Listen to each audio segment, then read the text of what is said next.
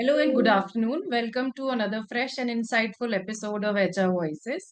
HR Voices is an attempt to gather knowledge from the top national and international HR leaders and understand how the HR landscape is changing today. Women often bring unique strengths to leadership roles, from transformational leadership styles to the ability to improve team collaboration. Women leaders generate greater expectations and outcomes when we speak of fair treatment at the workplaces. To talk about this and many more topics such as AI and automation in HR, Gen Z expectations, change management, and the evolving role of HR, we have with us today Ms. Ruchira Bhardwaj. Ms. Bhardwaj is the Joint President and Chief Human Resources Officer at Kotak Mahindra Life Insurance Company Limited. She brings with her more than 25 years of rich experience across diverse industries such as manufacturing, consulting, hospitality, retail, banking, and insurance. In addition to human resources, Ruchira has contributed earlier towards new product development, business excellence, knowledge management, and business ethics in the previous organizations. She has earlier worked with the Tata Group, Axis Bank, Future Generali India, Life Insurance, and the Indian Hotels Company Limited. Welcome on our show, Ruchira.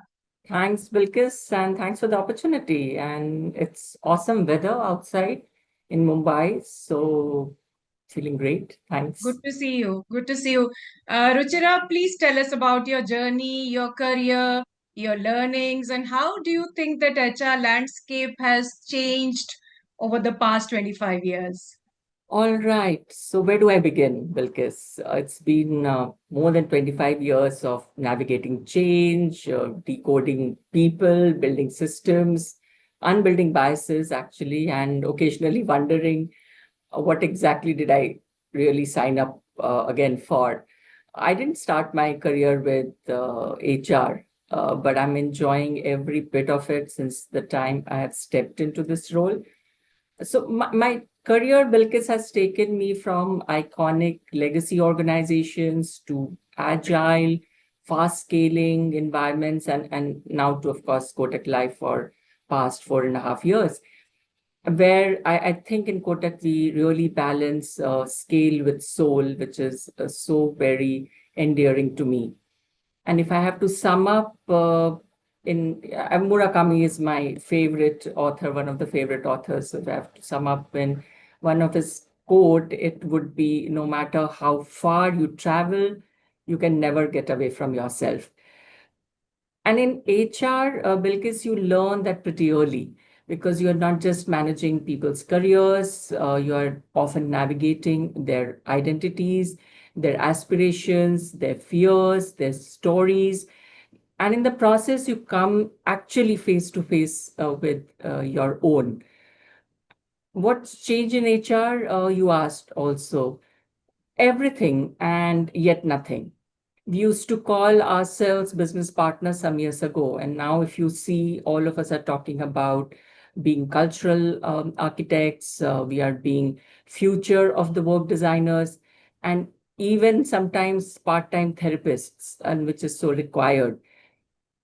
But what hasn't changed is this, that people still want to be seen, heard, valued. And that's the amazing part. I think the Vedas got it right long time ago. One of the learnings from Veda is that Atmano Mokshartham Jagat Hitecha, for your own liberation and for the welfare of the world. And that's the tightrope HR walks. Enable the individual and elevate the collective. Fantastic. That sets the tone, that sets the context for the conversation. Absolutely fantastic introduction about the background, your own background, and how the HR landscape has changed. You briefly mentioned about culture in between your answer. How can organizations cultivate a culture of constructive leadership when you speak about HR? And can play and creativity be institutionalized in leadership development programs? What is your view about this? I think this is a very thoughtful question. Constructive leadership is a bit like gardening. You need to dig, you need to seed, you need to water, and then you need to wait. And you have to resist the urge to micromanage the plants. Of course, when that bug shows up, you have to take a soft tissue, you have to take a soft cloth and gently wipe it off the leaves. So at Kotak Life, we have also moved away from chalk and talk models. So we do humanistic reflection labs, we do design sprints, we do high design, high adrenaline strategy races where teams navigate through challenges. They make strategic trade-offs between time, risk, profitability, everything that is very core to running a very thriving business. Or for that matter, run a cafe. So we have this concept of real world business simulation where teams set up and run a live cafe. They Wow. manage the strategy, they manage operations, they manage customer experience, and in turn learn how things can change between one customer to another customer. So the ultimate test in also is really having a great depth in business acumen and also in execution. For that matter, another example that comes to my mind is the escape room. So people experience the thrill of an escape room challenge where teams race against time to solve puzzles, they crack codes, and they escape, of course. But having said that, Bilquis, we continue to invest in business tools such as B school immersions. We also do strength finders, we do group coachings, we do individual coachings. As far as institutionalizing creativity is, I completely agree that it needs to be done. You don't need really bean bags and foosball tables, although I'm great fan of these and I'm not against them. But I think in today's world, you need psychological safety. You need to let people have divergent thinking. You need to have uh, prompts given to people, teens, especially the youngsters who are moving in, to retain those divergent thinkings. And of course, give people the permission to fail with flair. It also reminds me of this beautiful Japanese saying, Bilquis, which is really about listen more and instruct less. Usually, with people at a particular generation where people who have been there and done that would have a natural tendency to instruct. And I think it's about letting curiosity really thrive and not let control it. The Japanese saying says that the mouth is the source of disaster. So it's like keep it Wow. low, let others talk, and it's beautiful. So the leadership has to really be cultivated at all levels. And the creativity has to be built at all levels, and especially with even people who are joining the organization from elsewhere, or even absolutely fresh grads joining the workforce. Fantastic. Uh, I also want to know another thing about leadership. You are yourself a fantastic woman leader and you have reached a great height. As a leader managing the human resources function for a very large organization, how important do you think it is for women to mentor, support other women professionals? And do you do anything in your personal capacity to in this direction? And please tell us about this initiative which I've come to know, Shevolution.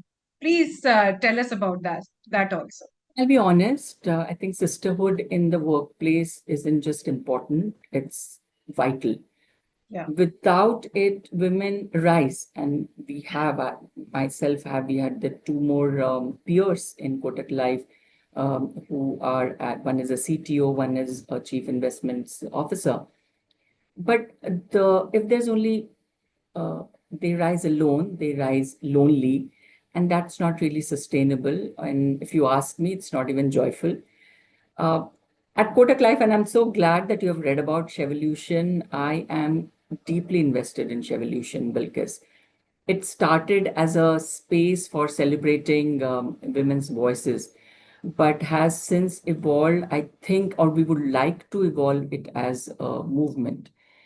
In its latest form, we are shining a light on women from all walks of life, farmers, scientists, change makers, and they remind us and they remind me that leadership doesn't really need to come out of a LinkedIn badge or a LinkedIn page.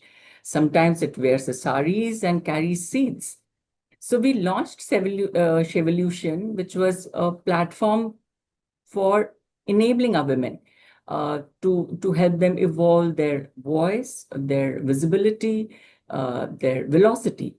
So I think it's not a program. I would like to believe it's a movement. This is the second year that we did something about it, and we would like to carry it forward. Women lead with authenticity. They don't just transform what is intended to be the outcome. I think the tonality of the leadership also changes, and that's in my mind that's huge. Of course, I'm biased. Um, so the idea was, and I'll tell you, so the idea was to highlight icons such as we have Rahibai Popere, she's the seed mother from Maharashtra. We have activists there who talk about their lives and their transformation so passionately. And in turn, reading their stories, I think women across the length and the breadth of the world, if they can, they can find a voice and they can be inspired, would be a great thing. I know we are thinking big and we are huge, but why not? So, if you ask me, these stories are now part of my memory bank. So every time, and the book always stays next to me, is I can open any page and get inspired by those narratives and those stories. Beautiful thing that Rigved says, Bilquis. It says, Striyaha Samrajani, women are sovereigns. And it's so beautiful, right? So our past is talking about women in such powerful manner. We just need to bring that back into our active mindsets. You also asked about in personal capacity what I do. Not much, as much I would like to do. So I do mentor women across levels. I strive to mentor women who are not necessarily part of the HR fraternity. What it does is the conversations lead to a lot of learning for me and a lot of development and thoughtfulness that I get from those. Uh, you understand imposter syndrome in a very different way, and more I'm talking to women, youngsters from different fields. I realize that saying no is so difficult. Saying no without guilt is so much more difficult for women. And I think it's a highly underrated skill. You have heard about Madeleine Albright, right? She Yeah. once famously said that there's a special, and I love this, there's a special place in hell for women who don't help other women. So I like to believe that when there's also a special place in history for those who do, and there's so many. I have been surrounded by women all my life in my career. I have great women bosses, women managing directors, and I look up to them in a big way and get inspired. And when I was growing up, there were women leaders. Our prime minister was a woman. The prime ministers of another country were women, and the narrative was pretty much empowering. And I hope that in our small way we keep on nudging and tapping at the door and trying to keep building that. That's fantastic. I think these are the small things which add up to very large, initiatives and efforts which take shape in the future. That's Yeah. fantastic. You spoke about voice, visibility, and velocity. Fantastic. That was very, very enlightening. I want to speak about DEI now. Empowerment is something which is celebrated in moments, yet inclusion and equality, it requires constant efforts, especially from HR leaders. What steps can organizations take to move beyond occasional gestures and create consistent efforts in everyday life, everyday work that we have in organizations? So there's a concept of samadrishti, equal vision. I think we all need to understand that very, very deeply. So empowerment can't be like birthdays, celebrated once a year with cake and then forgotten. It needs to show up in how meetings are run, how decisions are made, how voices are heard. So at Kotak Life, what our constant endeavor is to what keep a balance between matrices and mindsets. And of course, we have inclusive policies. But what really moved the needle was we shifting the lens. So we have now been asking whose voice are we missing before we design any framework. So, for example, understanding that taking care of a child may not be the only top of the mind thought in our people's mind. Some may be wanting guidance on taking care of old parents, or there could be personal legal challenges being faced by people. So, what we have been wanting to do is curate workshops around areas which are emerging or which we may have been blind towards earlier, and we are wanting to talk to our people and see how we can address those concerns, because we want end of the day people to have fulfilling lives in all spheres of their parts of their work life and everything put together. So, and I personally believe that inclusion isn't just about inviting people to your table. It's really rebuilding a table so that no one feels like they are being guests. And lately, actually, I've been asking myself how not to take ourselves too seriously. So I'm thinking of building an internal campaign on inclusion titled "Don't Be That Guy." And I think humor sometimes help lowers your defenses, and it opens up a multitude of dialogues and doors for having multitude of dialogues.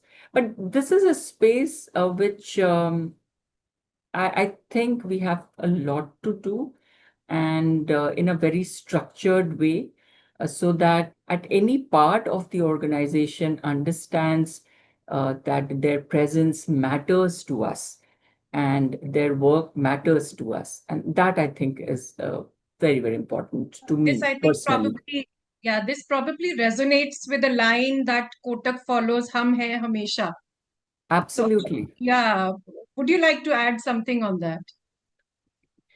So that line, "Hum hai hamesha," is it isn't just a brand promise at Kotak Life. For us in HR, so let me talk about for me, my team. It's like a compass. It's like not just having high impact moments, but in the smaller, quieter ones where culture truly lives, thrives. And it's reflected how we have structured our touch points across the employee journey.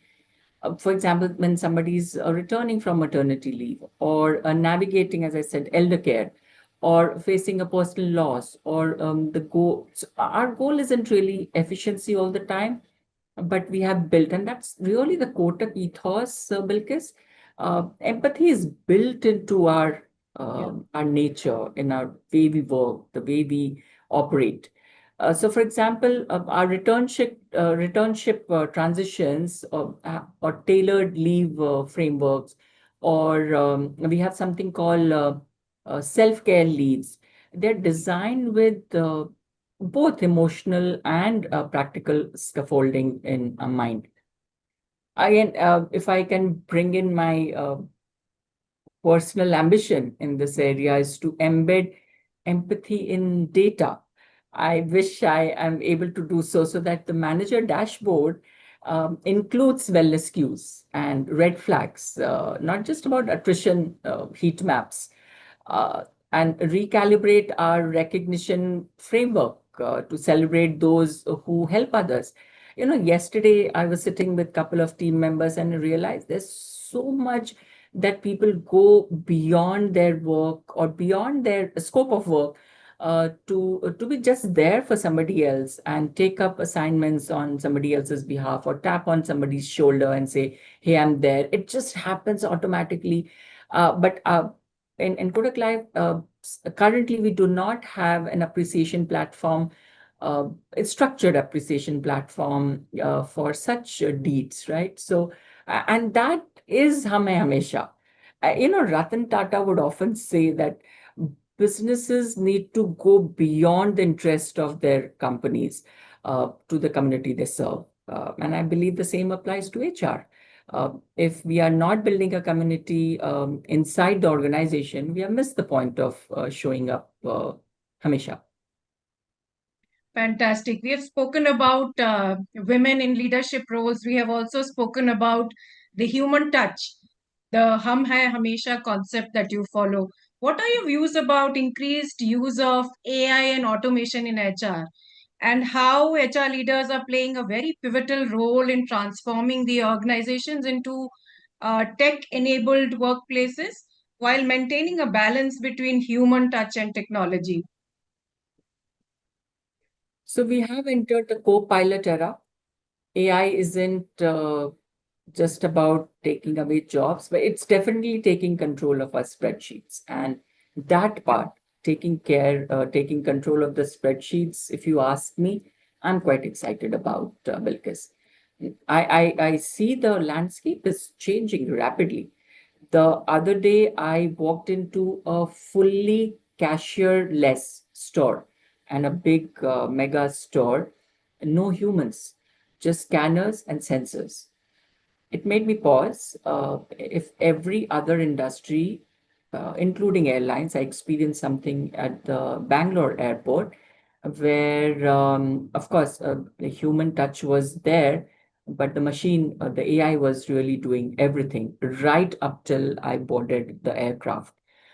So if every other industry is rethinking touch, then HR can't really cling to FaceTime, right? Or as its only lever of impact. But more importantly, so that's a given. But more importantly, it cannot be only about presence versus touch points. I think we have to expand it to include skill, scale, and sustainability in a big way. So the bigger shift is actually threefold. Automation of routine, I think that should really happen. Reskilling for relevance with the changing times, and the times are really changing, as Uday always says, it's the never normal times, right? And rebuilding trust in a tech mediated world. So as HR, Bilquis, our job isn't just to introduce AI. It's really to help people evolve alongside it. And that really includes reimagining roles, democratizing access to upskilling, and creating emotionally intelligent environments where tech enables and not erases human capability. I think that's critical. So at Kotak Life, you would have heard about Kavya, right? So we have this HR, we call Kavya is really an HR colleague. So it's an AI assistant which engages with employees at all stages, life stage moments. It could be about during their joining, during any transitioning, during their returning. But really, Kavya coexists with the human HR. She exists with all my colleagues.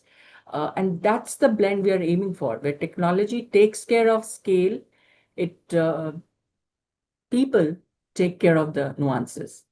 So it's, someone said, I do not recollect who, is like, we shape our tools and therefore the tools shape us. So Right. yes, adopt AI, but don't outsource empathy. So automate data, but do not compromise on dignity. So our job, I think, is to remain the conversation holders as in HR, even if the conversation starts with about bot. Yeah, fantastic. You spoke about skill, scale, and sustainability. Fantastic concepts you touched upon. From automation, I want to now discuss flexibility with you.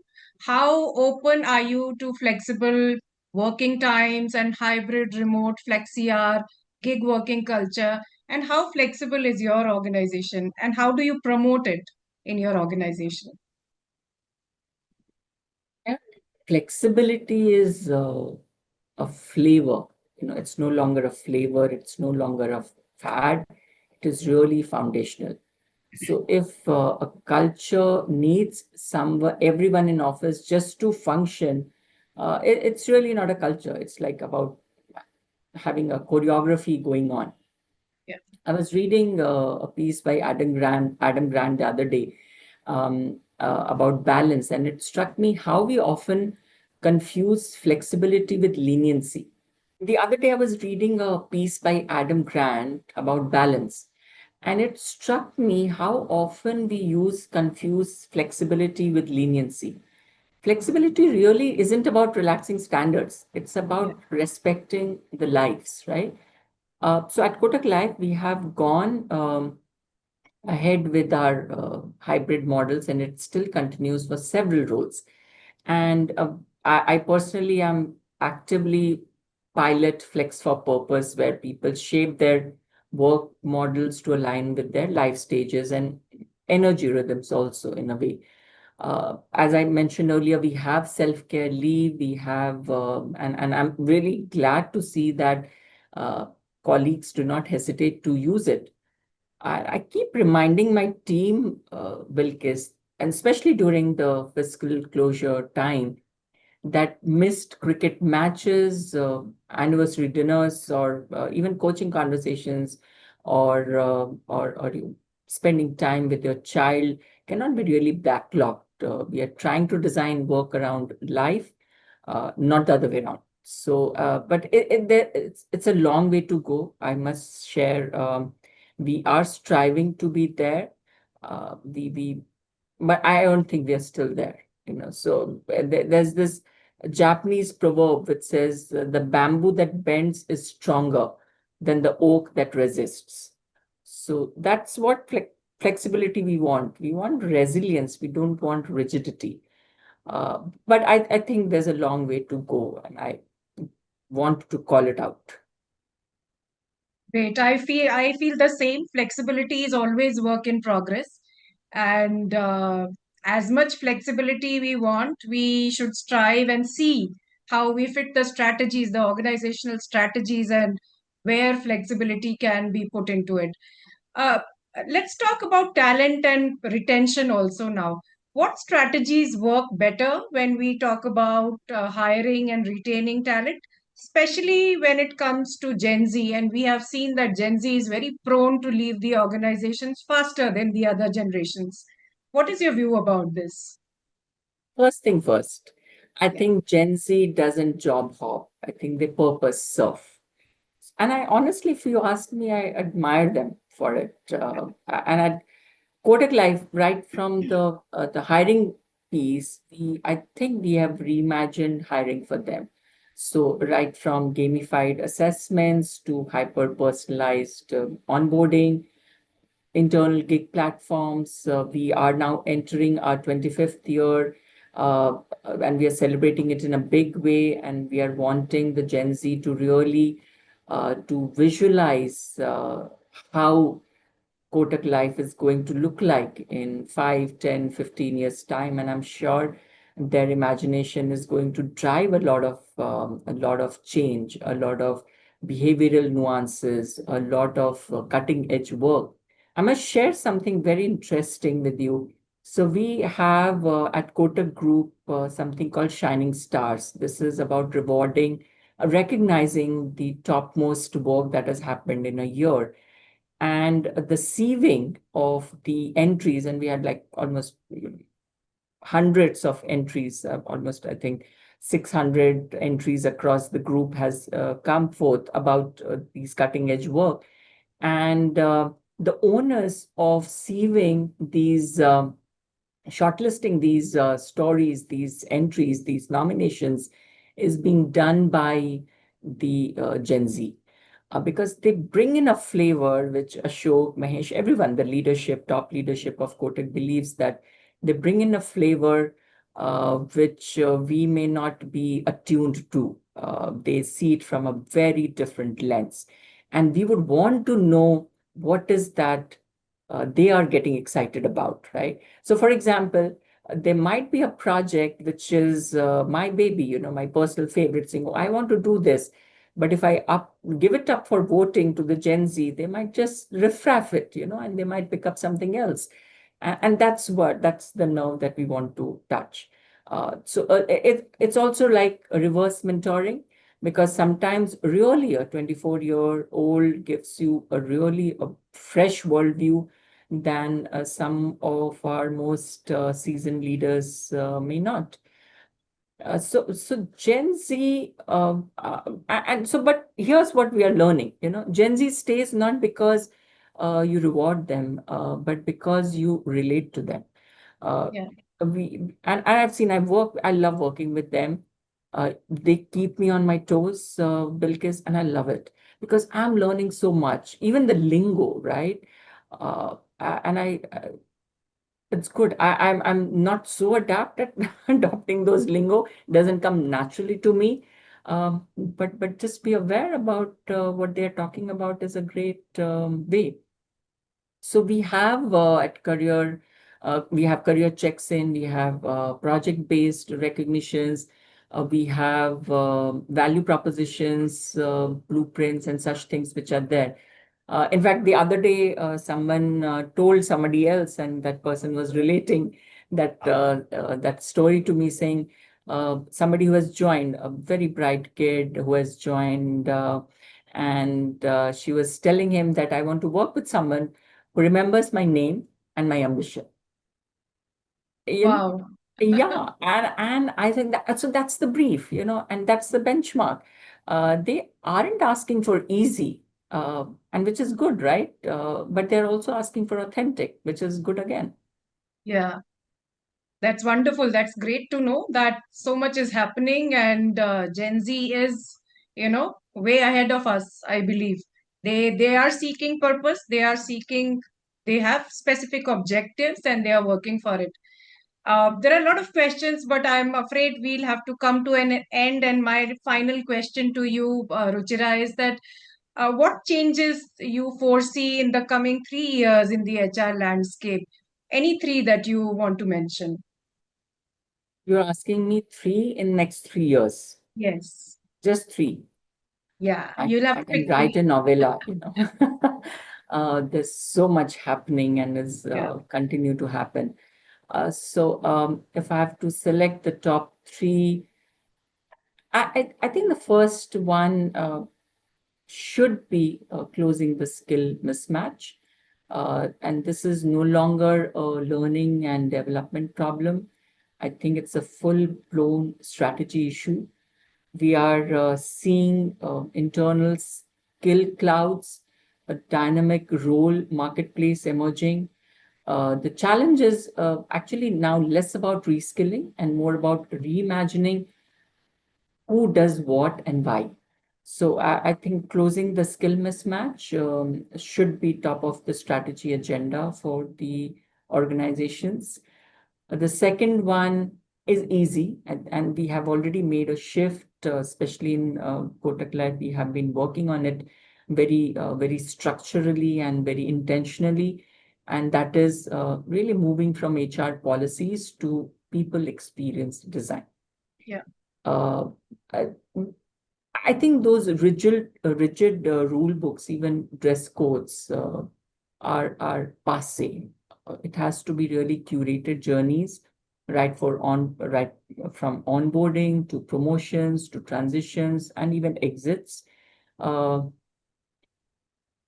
so the new North Star, Bilquis, isn't about just emotional. It isn't about efficiency. It's really about also having emotional connect, emotional accuracy also. So how asking a question as to how does this make you feel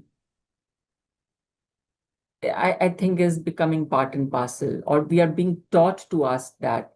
And it's tough. It's really tough, especially with multi-generational workforce coming together. It is tough. Uh, the third thing is, of course, it has to be equitable systems, and especially in the DNI space.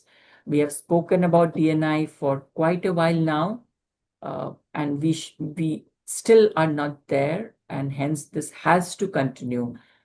System level changes, especially for women in mid-career, of course, people with different abilities, people navigating through life transitions.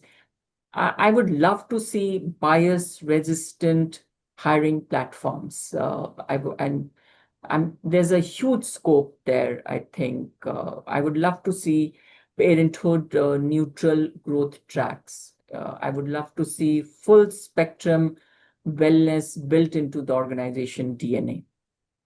Uh, I think it was Nandan Nilekani who spoke about that India doesn't need one moonshot. It needs 1,000 mini transformations. Yes. And yeah, he's the one, right? So HR's job is to lead those 1,000 mini transformations, quiet revolutions, one system, one story, one person at a time. We have to be at it. And that's why it makes it so interesting. I love it. Thank you so much, Ruchira. So enlightening, so insightful. We are all waiting for these 1,000 mini transformations, and we hope to see them soon. Lovely insights from you, Ruchira, and thank you so much for joining us today. I feel that we can continue talking to you for a very long time, and still we'll have much more to learn from you. Thank you so much. Likewise, Bilquis, thank you for the opportunity. Loved the questions. Thank you so much for joining us today, and we hope to see you very soon again. See you. Bye bye. Hope so too. Bye bye.